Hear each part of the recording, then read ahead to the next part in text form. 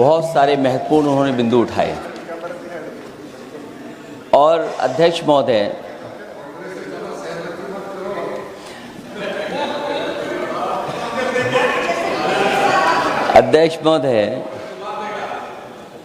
मुझसे ज़्यादा मेरे रिश्ते शायद हमारे विपक्ष के लोग ज़्यादा जान रहे हैं और जितना विपक्ष के लोग नज़र रखेंगे मैं समझता हूँ उतना रिश्ते और मजबूत हो जाएंगे।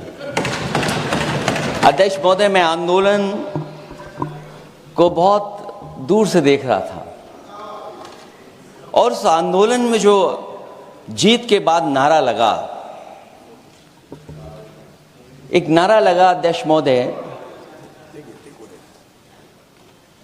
सरकार के खिलाफ नारा लगा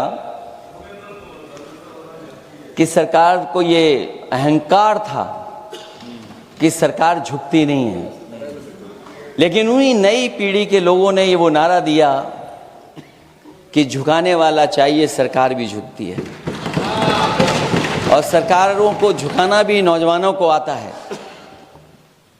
सरकार झुकी और स्वीकार किया उन्होंने। जो करोड़ों नौजवान जो मांग कर रहे थे कि सबसे पहले जो मंत्री जी हैं वो इस्तीफा दें, और बिंदु दूसरे अलग हैं जो हम लोगों को जानकारी में मिल रहा है। अध्यक्ष महोदय, सरकार हर विषय पे स्वीकार किया है, लेकिन पता नहीं अध्यक्ष महोदय ये बात समझ में नहीं आ रही है कि सदन में उन आश्वासनों को क्यों नहीं रख रही है सरकार जो सहमति बनी है। और उसके बाद अध्यक्ष महोदय, हम लोगों ने देखा कि जब मंत्री जी लौटे हैं, मंत्री नहीं रहे, उसके बाद सदन के बाहर उनका स्वागत किया गया। अध्यक्ष महोदय, जो स्वागत हुआ उसके लिए हमें कोई शिकायत नहीं है, लेकिन माननीय सदस्यों को कितनी बड़ी राहत मिली होगी, कितने बड़े संकट से बचाया उन्होंने। एक प्रधान जी को हटा करके प्रधानमंत्री बचा लिया आपने। और ऐसा अध्यक्ष महोदय आंदोलन किसी ने नहीं देखा जिस आंदोलन में नई पीढ़ी के लोग, कम उम्र के लोग निकल करके आ गए और जो नारे दिए गए। ये सरकार पिछले कई वर्षों से नकारात्मक प्रचार पर टिकी हुई थी, नकारात्मक राजनीति करती थी और न जाने कितने हजार करोड़ रुपए खर्च किए होंगे सरकार ने नकारात्मक राजनीति के लिए। लेकिन नई पीढ़ी को मैं बधाई देना चाहता हूं, उनके मनोबल को और उनकी एकता को, और जिस तरीके से उन्होंने प्रचार किया, अंततः सरकार को झुकना पड़ गया। भाजपा वचन नहीं देती, जुमला देती है। तो मुझे उम्मीद है कि सभी युवा नौजवानों का जो मांग की है उन्होंने, उन सभी मांगों को सरकार स्वीकार करेगी। और सरकार ये भी स्वीकार कर लिया होगा कि कोई दल मजाक में बना तो कितनी बड़ा दल बन गया। जो कोई चीज मजाक से शुरू हुई वो कितना सीरियस हो गई, और इतना सीरियस हुई कि हमारी सरकार लोकतांत्रिक हो गई कि जो उनको धरने पे बैठने दिया। सरकार लोकतांत्रिक थी कि उन्हें धरने पर बैठने दिया। हमने वो भी समय देखा है कि जहां पर धरने पर नहीं बैठने दिया, वर्षों वर्ष लोग बैठे रहे धरने पर, उनकी सुनी नहीं गई। इसी दिल्ली को घेरा था किसानों ने, और सरकार को लगा कि चुनाव आ गया तो सरकार ने तीनों काले कानून वापस ले लिए। जब सरकार घबरा जाती है, डर जाती है, तो सरकार स्वीकार कर लेती है। इसीलिए वो नारा मुझे अक्सर याद आता है कि झुकाने वाला चाहिए, सरकार भी झुकती है। जो विषय लाया गया है कि prevention of unlawful means act, सरकार को कम से कम ये बताना चाहिए था कि 2024 में जब ये लेकर के आए थे तो आज 2026 में कैसे पेपर लीक हो। और केवल गिनती के 1-2 पेपर लीक नहीं हुए हैं। ये ऐसा आंदोलन रहा जिसमें मां बाप और नई पीढ़ी के लोग सब जुड़ गए। अगर हम ये माने कि 20 लाख बच्चों ने परीक्षा लिखी थी और उनके घर परिवार के सदस्यों को हम इसमें जोड़ दें, दादा दादी, माँ बाप और परिवार का कोई सदस्य, तो 5 लोग प्रभावित थे। और 5 गुना 20, 1 करोड़ लोग नाराज हुए सरकार से। और अक्सर हम पॉलिटिकल लोग हैं, हम लोग जानते हैं जब कभी आंदोलन करते हैं तो कितनी तैयारी करानी पड़ती है, गाड़ियों का इंतजाम, खाने का इंतजाम और इंतजाम। लेकिन ये पहला आंदोलन देखा कि जिसमें माँ बाप भी जुड़ गए और कहा कि जाओ बच्चों आंदोलन करो, हम आपके साथ हैं। ये पहला आंदोलन ऐसा देखने को मिला है। और केवल दिल्ली में नहीं हुआ ये, केवल दिल्ली में नहीं हुआ ये। अगर ये बात गलत है, अगर ये बात अध्यक्ष महोदय गलत लग रही है, तो देश के होम मिनिस्टर साहब को ले आइए, वो सब एक्सप्लेन कर देंगे।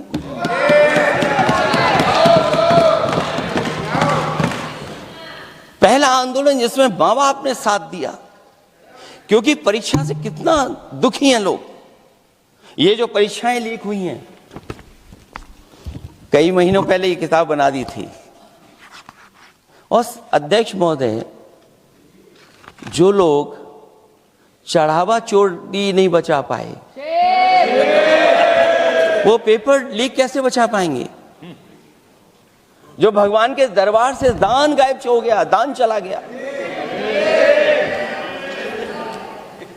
वो लोग पेपर लीक बचाएंगे? किस कानून को, जो कानून पहले बनाया उसी कानून का संशोधन करके लेकर आए? किसकी आंखों में आप धूल झोंक रहे हैं? और अगर कानून से बच रहा होता तो भाजपा की 10 साल की सरकार में 20 परीक्षाएं कैसे लीक हो गई? 20 परीक्षाएं लीक हुई अध्यक्ष महोदय, जिसमें कोर्ट तक जाना पड़ा, उसके बाद परीक्षा रद्द हुई है।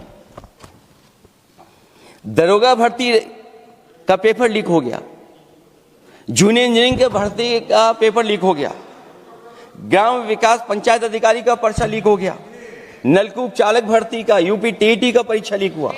और एक बार नहीं हुआ, 3 बार पेपर लीक हुआ यूपी टेट का। हाई स्कूल बोर्ड का परीक्षा लीक कर दिया, इंटरमीडिएट की बोर्ड की परीक्षा लीक हुई, इंटरमीडिएट का फिर परीक्षा का लीक हुआ, कई बार हुई। सिपाही भर्ती लीक हुई। आप सोचिए कितनी परीक्षाएं लीक हुई हैं। और नीट परीक्षा कोई पहली बार लीक नहीं हुई, दोबारा लीक हो गई, कानून बनने के बाद लीक हुई।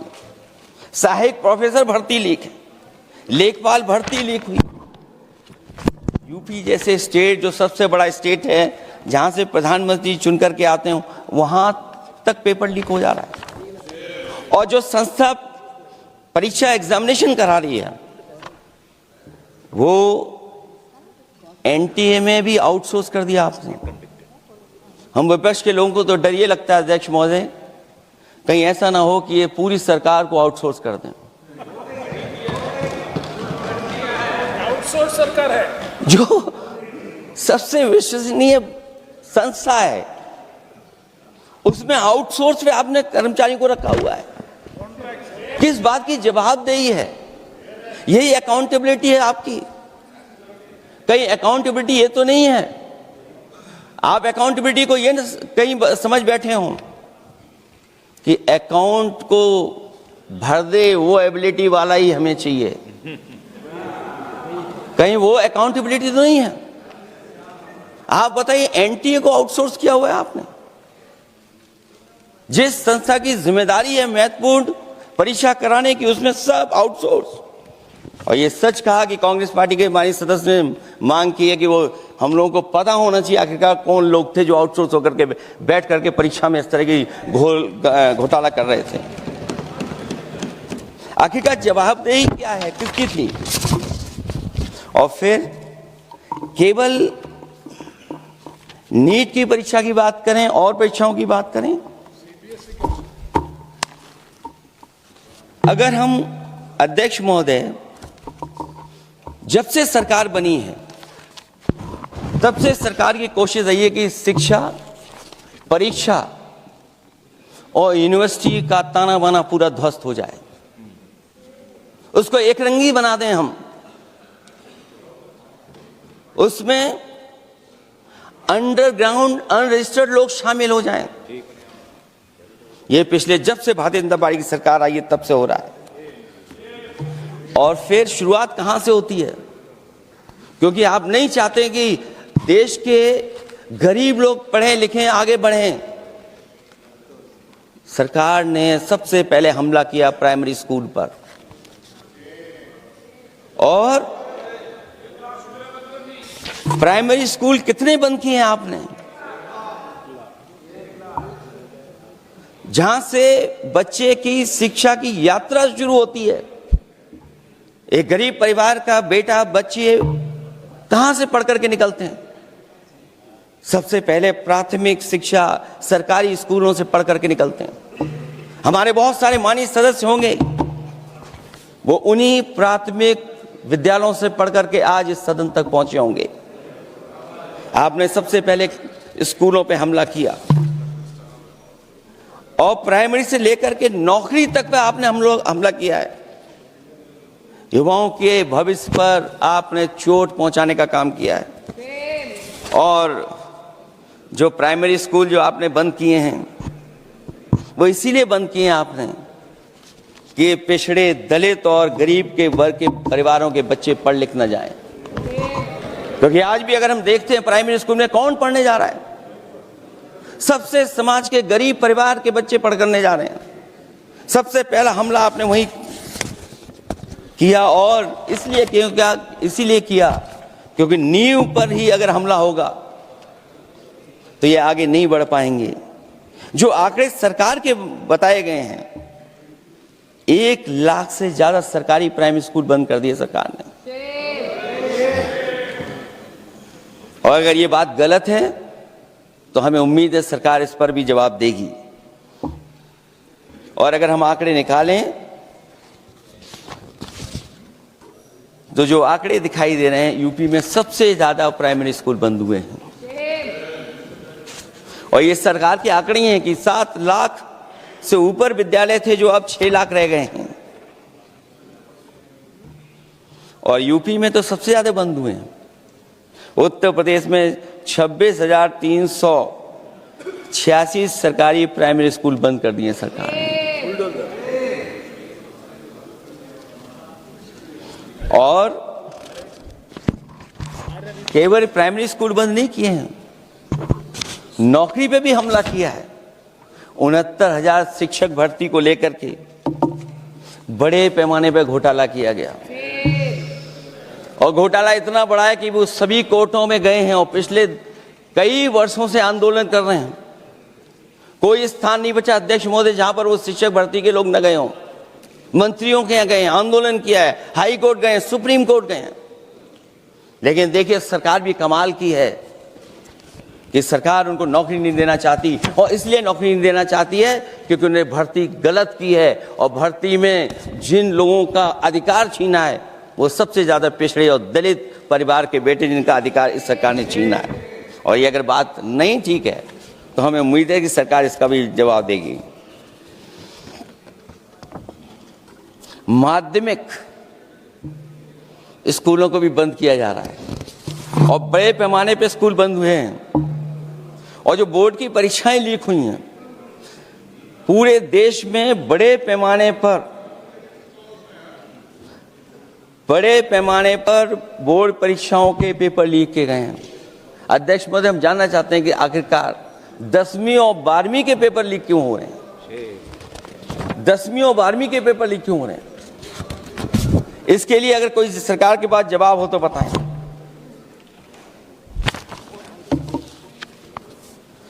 और जो बच्चों ने जान दी है नीट की परीक्षा में, जब परीक्षा का पेपर लीक हो गया है, अध्यक्ष महोदय, मैं अपनी तरफ से, पार्टी की तरफ से और सभी की तरफ से उन्हें श्रद्धांजलि देता हूं। और हमें उम्मीद है कि सरकार उन बच्चों की मांग मानेगी जिन बच्चों ने ये शर्त रखी है कि उनके परिवार के लोगों को 1 करोड़ मुआवजा दिया जाए। जब उच्च शिक्षा में जिस तरीके से भर्ती हो रही है, अध्यक्ष महोदय, जो उच्च शिक्षा की भर्ती है उसमें जो अपॉइंटमेंट हो रहे हैं उनके बारे में तो क्या चर्चा करें कि जब संस्था पे सबसे ऊपर बैठा व्यक्ति ही अन्याय करेगा तो पूरी संस्था में अन्याय होगा। जब से ये सरकार आई है, जो बड़ी बड़ी संस्थाएं हैं, उन सब संस्थाओं में एक रंगी लोगों को बैठा करके उन संस्थाओं को ध्वस्त करने का काम कर रहे हैं। और न केवल उन संस्थाओं को खराब कर रहे हैं, बल्कि अध्यक्ष महोदय, उत्तर प्रदेश में एक स्वतंत्र सेनानी, उनके नाम पर यूनिवर्सिटी बनी, मौलाना जौहर यूनिवर्सिटी। यूनिवर्सिटी बनकर के तैयार हो गई। इन्होंने कोई सरकारी यूनिवर्सिटी नहीं बनाई,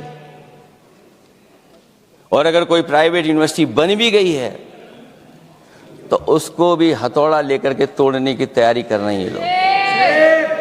ये नफरत की राजनीति कहां लेकर के पहुंचा देगी। और जब से बीजेपी की सरकार आई है, तब से नफरत की राजनीति और दूसरे लोगों के साथ किस तरह का व्यवहार हो रहा है, उन्हें कहीं भी न्याय तक नहीं दिला पाई सरकार। और जब नौकरी की बात आ जाए तो अध्यक्ष महोदय, अग्निवीर भर्ती में भी जो हर साल में कितनी भर्ती होती थी, कभी 80,000 भर्ती हुआ करती थी, अब भर्ती केवल 10,000 हो पा रही है। आखिरकार अध्यक्ष महोदय, सरकार नौजवानों की पढ़ाई और नौकरी पे हमला क्यों कर रही है, और नौकरी पे हमला क्यों हो रहा है? जब आप ये कहते हैं कि हमारे नौजवान हमारी डेमोग्राफिक डिविडेंड बन करके आए हैं, कहीं यही नौजवान हमारी आपदा न बन जाए, इसके बारे में भी सरकार को सोचना चाहिए। और मैं ये जरूर कहना चाहता हूं कि अध्यक्ष महोदय, अगर शिक्षा अच्छी होगी, परीक्षा सच्ची होगी, तो तरक्की भी पक्की होगी। और ये तरक्की नहीं चाहते हैं, इसीलिए शिक्षा पर और परीक्षा पर हमला कर रहे हैं। मैं इन्हीं शब्दों के साथ अध्यक्ष महोदय आपका धन्यवाद देता हूं। और जो बिल लेकर के आए हैं आप, बिल तो 24 में भी लेकर के आए थे आप, जो 24 में बिल लेकर के आए थे, उसके बाद नीट परीक्षा का पेपर लीक क्यों हो गया, ये आप बता देना मंत्री जी। आपको एक कानून बनाने के बाद दूसरा कानून बनाना पड़ रहा है, ये क्या वजह है? और आपको मंत्री जी का स्वागत इसलिए करना पड़ रहा है कि आपको संकट से बचा लिया। और अगर अखिलेश जी तो समाजवादी है, मैं पूछना चाहता हूं कि छात्रों का आंदोलन के बाद सरकार उनका बात सुन के पार्लियामेंट में बिल लेके आता है, ये अच्छा है, या जो आंदोलन होता है तो उसको कुचलने के लिए देश में इमरजेंसी लगा देता है, वो अच्छा? आप बता दीजिए।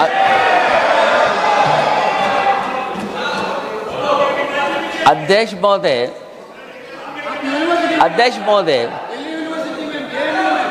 महोदय, मैं इमरजेंसी को तो नहीं देखा हूं, लेकिन इमरजेंसी में क्या क्या हुआ है वो अभी दिल्ली की राजधानी में भी देखने को मिल गया है। आंसू के गैस के गोले और लकड़ी में लगा हुआ कुछ कील का और कांटे की चीजें, उस समय करंट नहीं लगाया जाता था, इस बार करंट लगाया गया। तो ये इमरजेंसी के बराबर ही हुआ है हमला, कम नहीं है। इमरजेंसी से कम अन्याय नहीं कर रहे हैं आप लोग। और याद करिए अध्यक्ष महोदय, अगर इमरजेंसी इन्हें याद आ गई है, अगर इमरजेंसी अध्यक्ष महोदय इन्हें याद आ गई है, तो इमरजेंसी के बाद भी परिवर्तन हुआ था, और हमें भरोसा है कि इसके बाद भी परिवर्तन होगा। और अध्यक्ष महोदय, मैं आखिरी में कहना चाहता हूं, कानून से नहीं, नियत साफ होगी तब नीट का परीक्षा साफ होगी। सवाल कानून का नहीं है, आपकी नियत साफ नहीं है। और जिस समय आपकी नियत साफ होगी तो परीक्षा भी साफ हो जाएगी। और हमारे साथी जो कुछ और बातें उठा रहे हैं, आज मौका नहीं है, लेकिन आपको भगवान भी माफ नहीं करेंगे, क्योंकि आप चढ़ावा चोरी में शामिल हुए हैं। और चढ़ावा ही नहीं, जो गुप्त दान था वो भी चोरी हुआ है, गुप्त दान। और ये पाप की श्रेणी में नहीं आता है, महापाप की श्रेणी में आता है। Akhilesh ji bill pay. और अध्यक्ष महोदय, आखिरी में मैं इतना ही कहना चाहता हूं शिक्षा की रक्षा के लिए जो आंदोलन हुआ है वो हमेशा आंदोलन जीतेंगे। बहुत बहुत